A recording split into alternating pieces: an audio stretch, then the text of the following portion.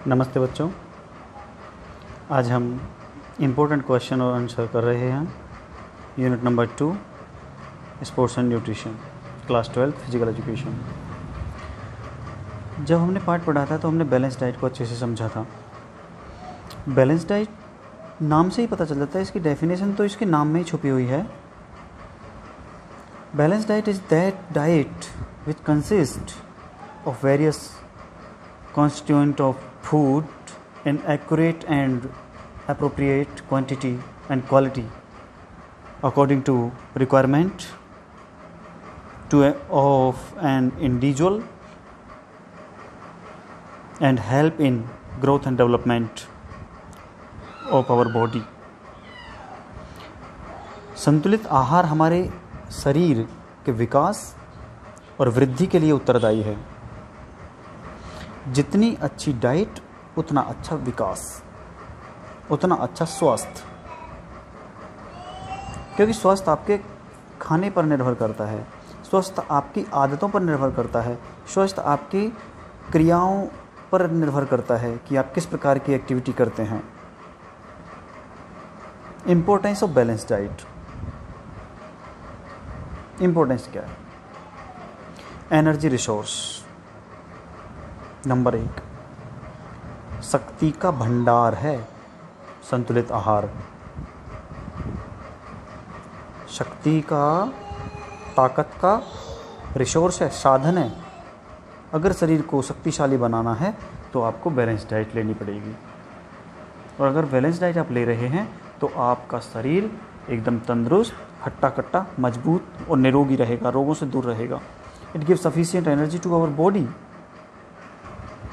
For various activities.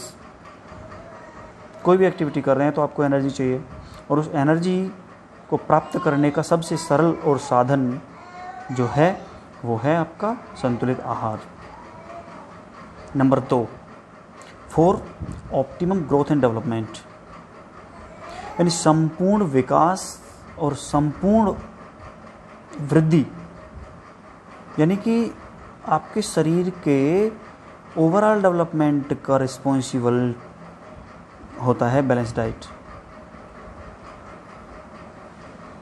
Proper function of organs, जो हमने macro, micro, nutritive, non nutritive components पढ़े, समझे, वे क्या करते हैं? आपके ऑर्गन को शक्तिशाली बनाते ही हैं, साथ ही साथ उनको वर्क प्रोफिशिएंसी प्रोवाइड करते हैं, यानी उनको कार्य करने की क्षमता, कार्य करने की शक्ति प्रदान करते हैं। Faster recovery. अगर आप संतुलित भोजन खाते हैं तो आपको थकान नहीं होगी। और देखो, थकान तो होती है ही कोई कार्य करते हो, मांसपेशियों में लैक्टिक एसिड जमने से थकान तो होती है। लेकिन अगर आपने संतुलित आहार खा रखा है, आप संतुलित भोजन करते हैं, तो आपकी बॉडी बहुत फास्ट रिकवरी करेगी उन चीज़ों से, बहुत जल्दी आपको थकान से मुक्ति मिल जाएगी। Strong immune system. और आज के ज़माने में तो आप देख ही रहे हैं, हर कोई कहता है कि अपना इम्यून सिस्टम स्ट्रॉन्ग करो, इम्यून सिस्टम स्ट्रॉन्ग करो। इम्यून सिस्टम को स्ट्रॉन्ग करने का एक ही साधन है हमारे पास, और वो है balance diet. Improve fitness level. It improve our all health state and reducing in fitness of body by preventing disease. रोगों से बचने का साधन है आपका शारीरिक स्वास्थ्य, आपकी फिटनेस। जितनी अच्छी फिटनेस उतना ही चुस्त दुरुस्त और हष्ट पुष्ट आप रहेंगे, सुंदर दिखेंगे और अच्छी जीवन यापन करेंगे। Improve metabolism. जो आपका डाइजेशन सिस्टम होता है, जो आपका पाचन तंत्र होता है, उसको इम्प्रूव करने का सबसे सरल और बेस्ट वे है balance diet. Prevent deficiency disease. और बहुत सारी बीमारी, बहुत सारे रोग ऐसे होते हैं जो हमारे अंदर के डेफिशिएंसी से होते हैं। मान लीजिए आपको रतौंधी आती है, नाइट ब्लाइंडनेस है, कम दिखता है, तो आपको विटामिन ए की मात्रा बढ़ा देनी चाहिए। आपकी स्किन डिजीज होती हैं, या आपको रूखी रूखी त्वचा रहती है, होंठ फटते हैं, एड़ियाँ फटती हैं, आपकी खुजली होती है, जल्दी जल्दी स्किन पे और तरह तरह के रोग हो जाते हैं, तो आपको फैट लेना चाहिए, पानी अधिक पीना चाहिए, सब्जियां सलाद ज़्यादा खानी चाहिए, रेशेदार सब्जियां खानी चाहिए। तो बैलेंस डाइट का बड़ा इम्पोर्टेंट रोल रहता है हमारे हेल्दी जीवन जीने के लिए। उसके बाद मेंटेन बॉडी वेट। अगर आप संतुलित आहार ले रहे हैं तो आपके वजन का संतुलन भी बना रहेगा। अगर आप संतुलित आहार नहीं ले रहे हैं तो आपके बॉडी या तो अंडरवेट चली जाएगी या ओवरवेट चली जाएगी। इसलिए वेट कंट्रोल करने के लिए आपको संतुलित आहार आवश्यक है। Overall efficiency improve, it improve all physiological system of the body and more of efficiency level of individual. In this way balanced diet is useful for us. इस प्रकार से जो बैलेंस डाइट है वो हमारे लिए बहुत बहुत महत्वपूर्ण हो जाती है। ये क्या करती है, हमारे व्यक्तिगत ज़रूरतों को पूरा करके हमें स्वस्थ तंदुरुस्त बनाए रखने में हमारी हेल्प करती है और हमें एक अच्छा जीवन प्रदान करती है। यही है आपकी बैलेंस डाइट। ये 5 नंबर में क्वेश्चन हर बार पूछा ही जाता है लगभग, इसलिए बहुत इंपॉर्टेंट क्वेश्चन हो जाता है। What factor should be consider for making balance diet. Balance diet बनाते वक्त आपको किन किन चीज़ों का ध्यान रखना चाहिए वो मैं आपको बता रहा हूँ। First of all age. According to age, you prepare balanced diet for an individual, because you are not give to child proper balanced diet. जो आप यंग आदमी को खाना खिला रहे हैं वो बुजुर्ग को नहीं खिला सकते। जो एक बच्चे की डाइट होती है वो एक खिलाड़ी की नहीं हो सकती। इस प्रकार से एज का इम्पोर्टेंट रोल रहता है बैलेंस डाइट को फ्लक्चुएट करने में। दूसरा, जेंडर। एज और लिंग दोनों ही बड़ा इम्पोर्टेंट रोल प्ले करती हैं।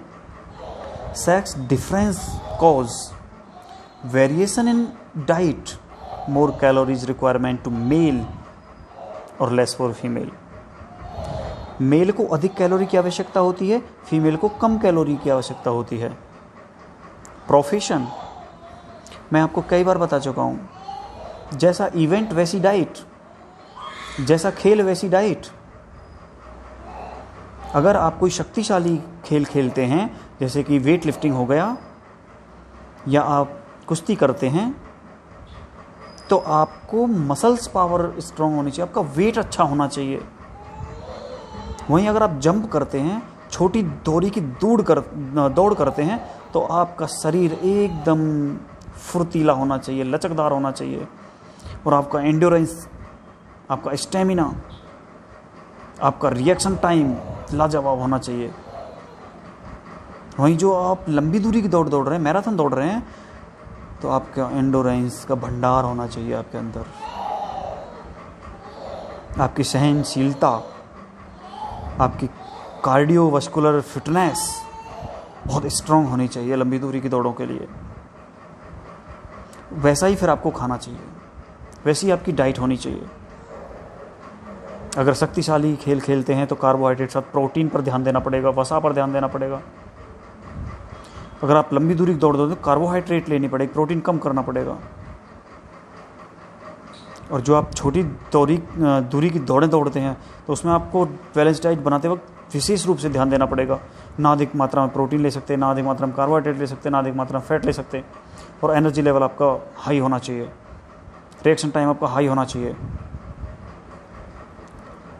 हैवी फिजिकल एक्टिविटी और वर्कआउट के लिए आपको कैलोरीज ज़्यादा चाहिए, तो आपको प्रोटीन बढ़ाना पड़ेगा, कार्बोहाइड्रेट बढ़ानी पड़ेगी। Less physical activity workout, less calories demand. Clear? Body weight, obese person need more fibrous food. जो मोटे लोग होते हैं उनको फाइबर युक्त आहार होना चाहिए उनके लिए। वाइल स्लिम और लीन नीड मोर प्रोटीन। और जो स्लिम और लीन बॉडी मास जिनके शरीर में होता है उनको प्रोटीन चाहिए, क्योंकि उनकी मांसपेशियाँ उतनी फैली हुई नहीं होती हैं, वो बिल्कुल एकदम दुबले पतले होते हैं, इसलिए उनको प्रोटीन चाहिए। और जो बहुत मोटे लोग हैं उनको प्रोटीन कम चाहिए, फाइबर ज़्यादा चाहिए। स्पेसिफिक स्पोर्ट्स डाइट, मैं बार बार ध्यान दे रहा हूँ इन चीज़ पर, आपको भी ध्यान देना है कि जो आपका इवेंट है, जो आपका स्पोर्ट्स है, जो आपका गेम है, उसी के अकॉर्डिंग आपको डाइट लेनी है। स्विमर्स को अलग डाइट चाहिए, जेवलिन थ्रो को अलग डाइट चाहिए, शूटर को अलग डाइट चाहिए। उसके बाद प्रेगनेंसी और feeding mother, most important.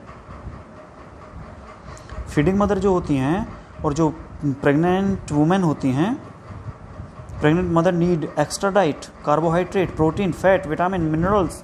Specially high protein diet is recommended for a pregnant and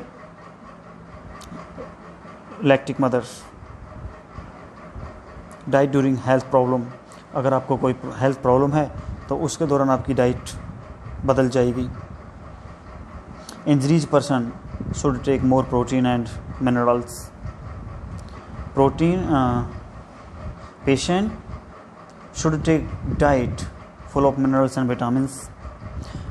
रोगी को मिनरल्स और विटामिन्स ज़्यादा दो ताकि उसकी मसल्स, उसकी जो भी बीमारी है वो जल्दी से ठीक हो जाए। क्लाइमेट कंडीशंस, क्लाइमेट कंडीशन भी डाइट को इफ़ेक्ट करती हैं। The effect of diet, like in cold place food should be oily, fried, while in coastal region the food should more liquid। जहाँ बर्फीले क्षेत्र हैं, जहाँ ठंड अधिक रहती है, वहाँ आप देखते हैं मक्खन ज़्यादा खाया जाता है, ऑयली फूड ज़्यादा खाया जाता है, अंडे खाए जाते हैं, गर्म चीज़ें ज़्यादा खाई जाती हैं, नट्स ज़्यादा खाए जाते हैं, जो आपको आपकी बॉडी को गर्मी प्रदान करें। और जो आपके गर्म क्षेत्र हैं वहाँ पे लिक्विड खाना खाया जाता है, ठंडी चीज़ें खाई जाती हैं। तो इस प्रकार से क्लाइमेट कंडीशन भी आपके खाने पर इम्पोर्टेंट रोल प्ले करती हैं। डॉक्टर्स रिकमेंडेशंस, और जब डॉक्टर रिकमेंड कर देते हैं वो भी इम्पोर्टेंट हो जाता है। डिजीज़ और sick person should take proper diet according to doctor recommendations. Example, patient avoid fried food and junk food. Eating habits and social customs, और सोशल कस्टम्स भी आपकी डाइट को प्रभावित करते हैं। जैसे कि नॉन वेजिटेरियन होते हैं, पूजा पाठ वाले भक्ति लोग होते हैं, जो भक्ति टाइप के, वो क्या करते हैं, फ़िश नहीं खाते, एग नहीं खाते और मीट नहीं खाते। तो उनकी बॉडी को एक्स्ट्रा कंसर्न की ज़रूरत होती है, एक्स्ट्रा ध्यान देने की ज़रूरत होती है, ताकि उनकी बॉडी किसी प्रकार से कोई डेफिशिएंसी ना हो, बीमारी ना हो लगे उनको, उनका भी संतुलित विकास होता रहे। और ईटिंग हैबिट्स, बहुत सारे लोग होते हैं कि दाल नहीं खाते, कोई कहता है मुझे घी अच्छा नहीं लगता, कोई कहता है करेला अच्छा नहीं लगता, कोई कहता है मुझे कढ़ी अच्छी नहीं लगती, कोई किसी को दही अच्छी नहीं लगती, किसी को खीर अच्छी नहीं लगती। तो ये ईटिंग हैबिट्स भी होती हैं। अब इसका मतलब ये नहीं कि आपको अच्छा नहीं लगता तो आप इसके चक्कर में चीज़ों को छोड़ ही देंगे। छोड़ नहीं सकते आप किसी चीज़ को। आपको अगर जिंदा रहना है, और जिंदा क्या, आपको अगर हेल्दी रहना है, तो इन सारी चीज़ों को कंसीडर करना ही पड़ेगा, खाना ही पड़ेगा। अब मैं बात कर रहा हूँ function of the balance diet. Balance diet आपके शरीर पर किस प्रकार से काम करता है, बैलेंस डाइट आपके शरीर के लिए किस प्रकार से उपयोगी रहता है। Number 1, sufficient energy provider of the balance diet. Balance diet जो है वो आपको एक पूरी तरह से ऊर्जावान बनाने का काम करती है। आपके शरीर के अंदर कार्य करने की शक्ति का संचार होता है संतुलित आहार खाने से। It help individual to grow and development to optimum level. यानी शरीर का संतुलित विकास और शरीर का संतुलित वृद्धि करना बैलेंस डाइट का इंपॉर्टेंट रोल होता है। Proper function of organs is done by balance diet. Balance diet से ही आपके शरीर के सभी अंग प्रॉपर काम करते हैं। इट हेल्प टू रिपेयर और replace to worn out tissues. जो आपकी सेल्स, जो आपके टिश्यू, जो आपकी मसल्स डैमेज हो जाती हैं, काम करना छोड़ देती हैं, पुरानी हो जाती हैं, उनको रिप्लेस करने का काम करती है balance diet. Balance diet improve the defence system of the body, जिसके आप इम्यून सिस्टम कहते हैं। रोग प्रतिरोधक क्षमता जो है वो संतुलित आहार से बढ़ती है। It help to improve the overall health status of the body and individual. यानी बैलेंस डाइट क्या करती है, आपके हेल्थ स्टेटस को निखारती है, बढ़ाती है। Balance diet improve metabolism system, जो आपका मेटाबॉलिज्म सिस्टम होता है उसको भी बैलेंस डाइट इम्प्रूव करती है, बढ़ाती है। आपके पाचन तंत्र, आपकी पाचन शक्ति को बढ़ाती है। कहने का मतलब ये है कि बैलेंस डाइट आपका ओवरऑल डेवलपमेंट करती है, ओवरऑल विकास करती है। शिक्षा आपका मेंटल वृद्धि करती है। एजुकेशन आपके मेंटल डेवलपमेंट और आपके सोशल स्टेटस को इम्प्रूव करती है, आपकी इकोनॉमी स्ट्रॉन्ग करती है। तो बैलेंस डाइट भी आपके इंटरनल विकास के लिए उत्तरदायी है।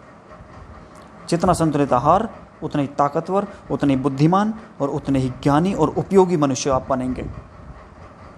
It prevent deficiency disease and maintain body weight. Those overall efficiency of individual improve. Balance diet डेफिशिएंसियों को ठीक करके आपके सभी ऑर्गन्स को, आपके बॉडी पार्ट्स को कार्य करने के योग्य बना देती है। तो इस प्रकार से आप बैलेंस डाइट से संबंधित कोई भी क्वेश्चन आएगा, यही 3 क्वेश्चन लगभग फंक्शन पूछे जाते हैं, उसकी इंपॉर्टेंस पूछी जाती है, उसकी मीनिंग पूछी जाती है, उसके ऑब्जेक्टिव पूछे जाते हैं। तो फंक्शन और जो आपके इंपॉर्टेंस है उसी को आप ऑब्जेक्टिव में कर देंगे, लिख देंगे। ये आपका लॉन्ग आंसर टाइप क्वेश्चन भी हो गया और शॉर्ट आंसर टाइप क्वेश्चन हो गया। मान लीजिए आपको पूछ लेता है डेफिनेशन, तो आप आराम से कर देंगे। क्वेश्चन नंबर 4 मैं करवा रहा हूँ अभी। क्वेश्चन आता है, right difference between type of simple carbohydrate and complex carbohydrate. That is most important question. Simple carbohydrate is simple carbohydrate, ये ध्यान रखना। सिंपल कार्बोहाइड्रेट क्विक एनर्जी, यानी तुरंत ऊर्जा का संचार कर देती है simple carbohydrate. On the other hand complex carbohydrate release slow energy. आप मान सकते हैं कि जो आपका फैट है वो कॉम्प्लेक्स कार्बोहाइड्रेट का हिस्सा है एक तरह से। वो आपको इंस्टेंट एनर्जी नहीं दे सकता, वो आपको बहुत बाद में, डाइजेस्ट होने के बाद में एनर्जी देगा। लेकिन ग्लूकोज जो है वो आपको तुरंत एनर्जी दे देगा। एक घूंट ग्लूकोज आपने पिया तो आपको तसल्ली मिल जाएगी। बनाना, कोई भी फ्रूट हो गया, जैसे ही आप फ्रूट को खाएंगे तो आपकी बॉडी तुरंत रिस्पॉन्स करेगी। लेकिन घी खाएंगे या आप कोई और दूसरा कॉम्प्लेक्स कार्बोहाइड्रेट लेंगे तो वो क्या करेगा, स्लो एनर्जी देता है, धीरे धीरे एनर्जी देता है, उसको पचने में टाइम लगता है। The type of simple carbohydrate are glucose, galactose, fructose, maltose, sucrose, lactose. और कॉम्प्लेक्स में आते हैं स्टार्च, ग्लाइकोजन, डेक्सटाइन, सेल्यूलोज। यानी जो देर से पचते हैं वो आपके कॉम्प्लेक्स कार्बोहाइड्रेट, और जो तुरंत पच जाते हैं, जो तुरंत एनर्जी दे देते हैं, वो आपके सिंपल कार्बोहाइड्रेट हो गए।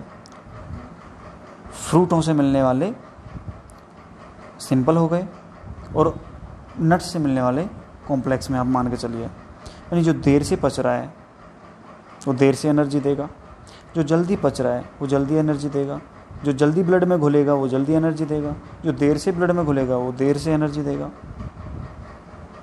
Simple carbohydrate can be observe quickly, on other side complex carbohydrate take time.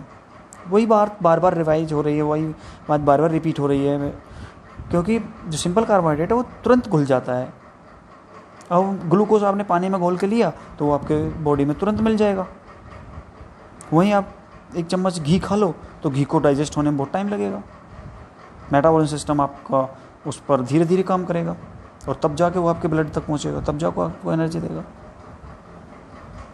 Simple carbohydrate are more sweeter in test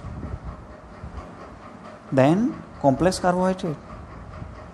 जो सिंपल कार्बोहाइड्रेट होती है वो अधिक मीठी होती है और कॉम्प्लेक्स कार्बोहाइड्रेट जो होती है वो कम मीठी होती है।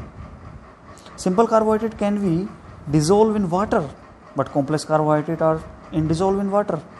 सिंपल कार्बोहाइड्रेट पानी में घुल जाती है और कॉम्प्लेक्स कार्बोहाइड्रेट पानी में नहीं घुलती है। तो ये आपके कार्बोहाइड्रेट से संबंधित इंपॉर्टेंट फैक्ट हो गए। क्वेश्चन आता है प्रोटीन के ऊपर, right importance of protein for our body. Protein को बॉडी बिल्डिंग फूड कहा जाता है। प्रोटीन को बॉडी बिल्डिंग फूड कहा जाता है, यानी शरीर को बिल्ड करने के लिए प्रोटीन इंपॉर्टेंट रोल प्ले करता है। तो इसका मतलब शरीर बना है सेल से, टिश्यूज से। तो सेल निर्माण का काम क्या करता है? प्रोटीन करता है।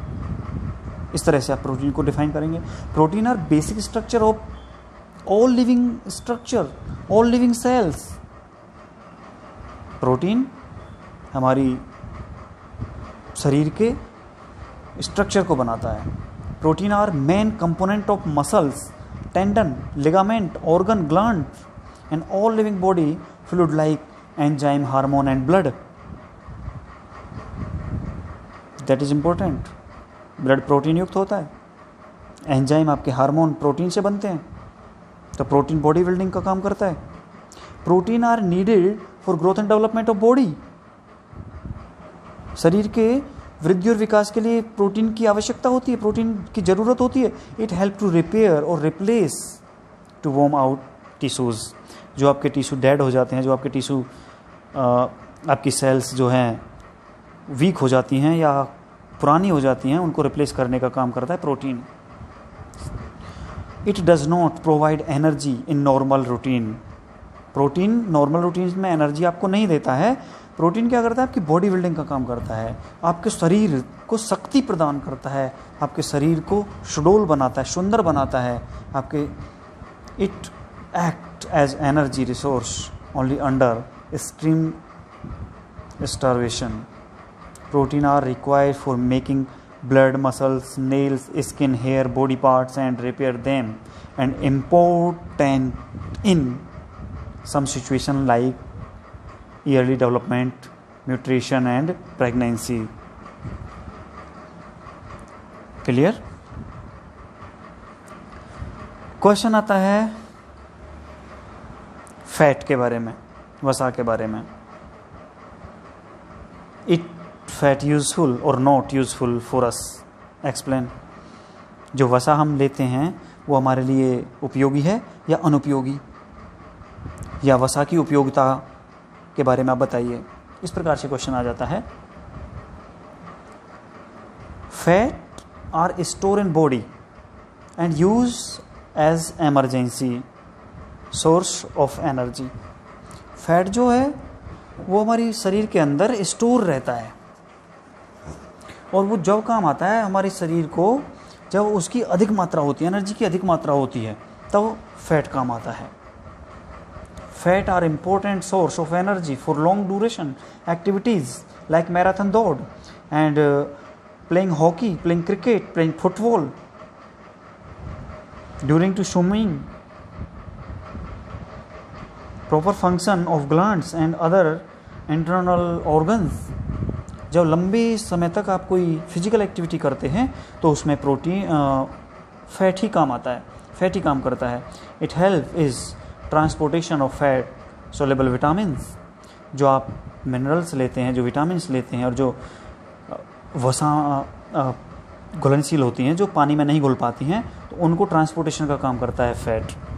क्योंकि कुछ विटामिन्स हैं, आपने पढ़ी ए, ई, के, डी, के, ये फैट सोलेबल पढ़ी आपने। तो ये फैट सोलेबल का मतलब यही है कि पानी के साथ ही ट्रांसपोर्टेशन का काम नहीं कर पाएंगी, शरीर के अंदर नहीं पहुंच पाएंगी, तो फैट जो है वो इन विटामिन्स को पहुंचाने का काम करता है। It help in blood clotting, maintenance of skin and hair. Fat जो है वो आपके ब्लड क्लॉटिंग में उपयोगी सिद्ध होता है, आपके हेयर और आपकी स्किन के रख रखाव में हेल्प करता है। Our diet should consist of 20 to 25% of fat. Higher intake of fat, high risk of obesity and many heart disease. 20 से 25% अगर आप फैट ले रहे हैं अपनी डाइट का तो सफिशिएंट है। उससे अधिक जो है वो फिर खतरनाक हो जाता है। उससे फिर हार्ट प्रॉब्लम्स, आपके जो हाइपर बीपी हाई होना या हाइपरटेंशन होना या इस तरह की अगर समस्या रहती है तो उसमें फिर खतरनाक हो जाता है, हाई रिस्क हो जाता है।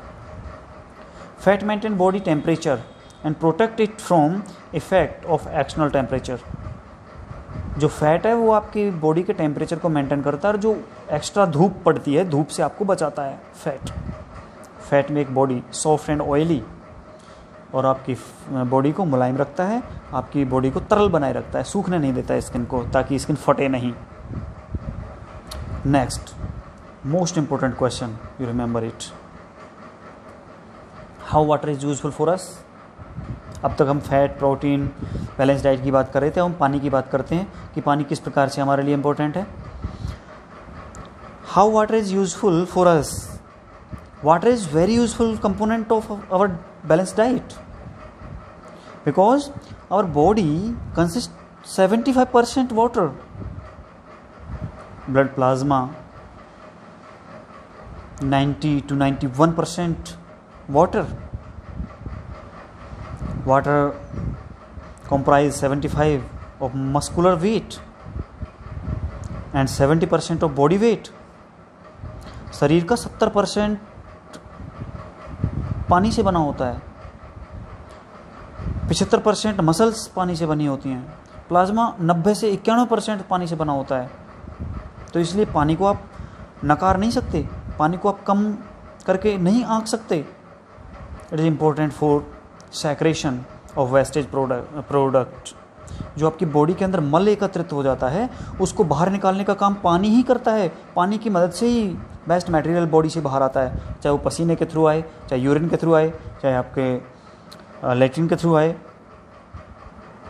It regulate the body temperature. Our body loses approximately 2% of our body weight or water per day. We compensate those loss of water by drinking water and by intake of food substance. इसीलिए आपको सब्जियां खाने की सलाह दी जाती है, इसीलिए आपको फल खाने की सलाह दी जाती है, इसीलिए आपको अधिक मात्रा में पानी पीने की सलाह दी जाती है, ताकि आपकी बॉडी एकदम निरोगी रहे, आपकी बॉडी के सारे सिस्टम्स ठीक से काम करें। It also function as lubricant, keeps in skin moist and protect the body from soak. 20% of water intake comes from food and remaining intake come from diet drinking water. 20% आप अपने साग सब्जियों से, फल से और अपने खाने के थ्रू पानी ले लेते हैं, बाकी जो 80% पानी बचा वो फिर आप पीने के थ्रू पूरा करते हैं। इस प्रकार से आप पानी की इम्पोर्टेंस को समझिए और प्रॉपर मात्रा में पानी का सेवन कीजिए। क्लियर। नेक्स्ट क्वेश्चन जो मैं आपको करवा रहा हूँ मोस्ट इम्पोर्टेंट क्वेश्चन है और वो एग्जाम में हर बार रिपीट होता ही होता है। Mention the type of effect and micronutrient on our body. और क्वेश्चन दूसरे तरीके से पूछ लिया जाता है, what do you understand by non nutritive component of diet, explain the importance of each. यानी कि न्यूट्रिटिव और नॉन न्यूट्रिटिव कंपोनेंट्स जो थे, अभी तक हमने न्यूट्रिटिव कंपोनेंट्स पढ़ लिया, नॉन न्यूट्रिटिव कंपोनेंट्स की बात कर रहे हैं, माइक्रो कंपोनेंट्स की बात कर रहे हैं। और माइक्रो कंपोनेंट्स जो हैं मोस्ट इम्पोर्टेंट हैं, इनको आप ज़रा ध्यान से और समझिए, फिर कॉपी में करिए। अब हम बात करेंगे मिनरल्स और विटामिन्स की, खनिज लवण और विटामिन्स की। जो आपके खनिज लवण हैं उनके फंक्शन और उनकी डेफिशिएंसी होने वाली डिजीज़ और उनके केमिकल नेम। कैल्शियम, इनके सोर्सेज पूछ ले जाते हैं कि कौन सा खनिज लवण किससे मिलता है, कौन सी विटामिन किससे मिलती है, कौन सी विटामिन की कमी से क्या रोग हो जाता है। इस प्रकार के बहुत इंपॉर्टेंट क्वेश्चन अगर आप भर्ती देखेंगे आगे जाके कंपटीशन एग्जाम पास करेंगे तो उनमें भी एसएससी वगैरह में भी ये क्वेश्चंस बहुत बार पूछे जाते हैं, हर बार लगभग क्वेश्चंस आते ही हैं इनसे रिलेटेड, इसलिए आपके लिए और अधिक इम्पोर्टेंट हो जाता है। Calcium, it is required to bone and teeth formation, deficiency causes osteoporosis, rickets and retarded growth. वृद्धि रुक जाती है, रिकेट्स हो जाते हैं, पिजन चेस्ट, ऑस्टियोपोरोसिस हो जाता है, हड्डियाँ कमज़ोर हो जाती हैं कैल्शियम की कमी से, आपके दांत कमज़ोर रह जाते हैं, ठीक है ना, आपकी हड्डियाँ कमज़ोर रह जाती हैं। Iron, it is required for formation haemoglobin, deficiency of iron lead to anaemia. Anaemia जो बीमारी है वो आयरन की कमी से हो जाती है, ब्लड क्लॉटिंग नहीं हो पाती, हीमोग्लोबिन कम हो जाता है, जैसे कहते हैं ना खून पतला हो गया, खून पतला नहीं होता, वो हीमोग्लोबिन की कमी हो जाती है शरीर के अंदर, इसलिए आयरन भी इंपॉर्टेंट है। Phosphorus, it help making strong bone and teeth, phosphorus and calcium दोनों से ही आपकी हड्डी और दांत मजबूती के लिए उत्तरदायी हैं। Sodium, it help nervous system and better response, deficiency lead to cramp and tiredness. Sodium आपके नर्वस सिस्टम के लिए, न्यूरोमस्कुलर कोऑर्डिनेशन के लिए इंपॉर्टेंट चीज़ है। Iodine, it help proper growth and development of the body, deficiency lead goiter रोग हो जाता है, आपके जो गोइटर यानी कि गलघेंसू जिसे बोलते हैं हिंदी में, वो रोग हो जाता है। आपका वृद्धिकर हार्मोन जो थायरॉक्सिन हार्मोन निकलता है थायराइड ग्रंथ से, वो नहीं निकल पाता, इससे गले की बीमारी हो जाती है और सांस लेने में प्रॉब्लम होती है, इससे डेथ भी हो जाती है अगर ये ज़्यादा लेवल का हो जाए, इसलिए आयोडीन भी इम्पोर्टेंट रोल प्ले करता है आपके ग्रोथ एंड डेवलपमेंट में। Fluoride, it help formation teeth and nails. Chloride, it help body to fight again infection, proper function of the nervous system. Chloride.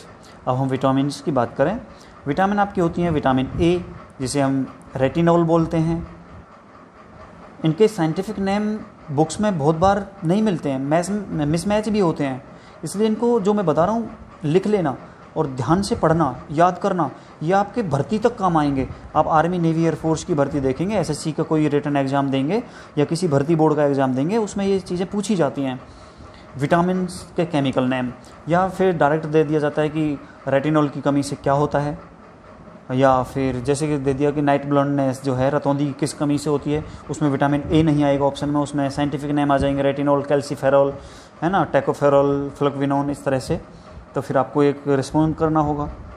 तो इनके केमिकल नेम बड़े important हो जाते हैं। Vitamin A retinol help in normal growth and development of eyes and skin,